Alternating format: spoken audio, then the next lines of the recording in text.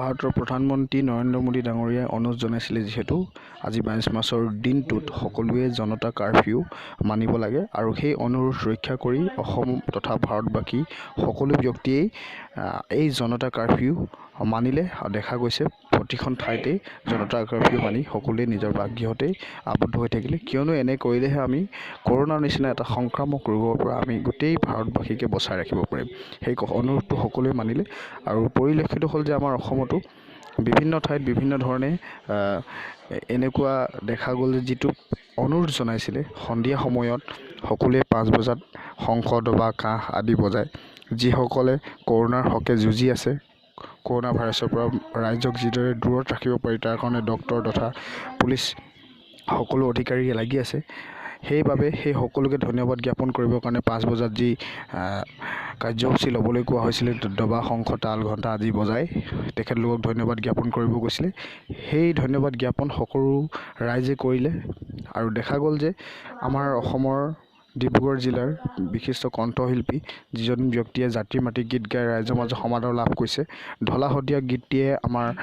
ৰাইজৰ মাজত সমাদৰ লাভ কৰিছিলে সেইজন ব্যক্তি হৈছে আমাৰ নয়ন নাহৰৰ ঘৰটো অভিনৱভাৱে ভগৱন্তৰ ওচৰত প্ৰাৰ্থনা কৰিছে যাতে আমাক কৰোনা নিচিনা মাৰাত্মক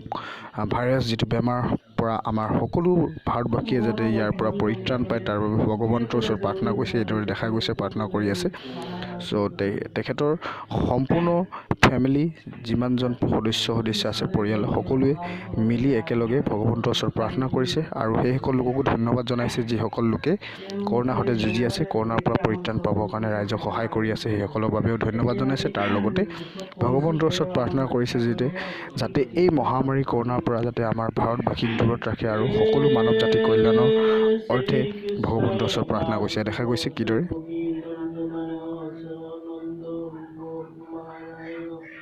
গোবিন্দায় নমো নমো পঙ্কজ নাভায় নমো পঙ্কজ নেত্রায় নমস্তে পঙ্কজং ধ্যায়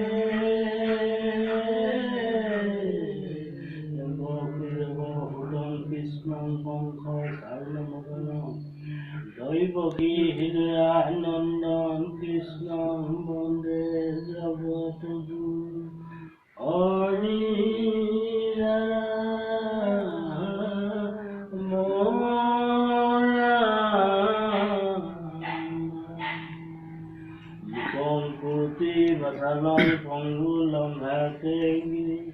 চতকৃপাতমহং বন্দে পরমানন্দ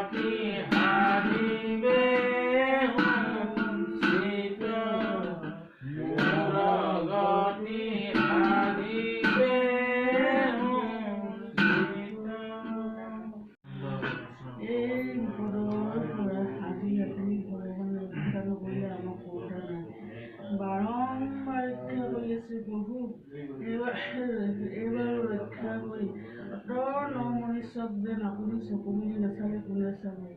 বাৰম্বাৰ উদ্ধাৰ কৰিছে প্ৰভু, এইবাৰো উদ্ধাৰ কৰি এই পৃথিৱী সকলোকে ৰক্ষা কৰি নিৰাপদে সুকলমে থাকিবলৈ যেন আপুনি আগতে যেনেকৈ ৰক্ষা কৰি আছে এইবাৰো ৰক্ষা কৰা প্ৰভু। আপোনাৰ চৰণত প্ৰণাম জ্বলাইছোঁ, গৈছোঁ বন্তি জ্বলাই কৃষ্ণ ৰক্ষা কৰে প্ৰভু। ৰাখা প্ৰভু মায়াবাৰী খাই তুমি নাৰাখিলে প্ৰভু ৰাখোতে নাই। শুনিলে মেলে পদ্মগৌত ওপৰত তুমি গজেন্দ্ৰ শৰণ লৈছোঁ তাহি হৰি হে কৃষ্ণ ৰক্ষা কৰা ৰক্ষা কৰা কৃষ্ণ কৃষ্ণ কৃষ্ণ কৃষ্ণ।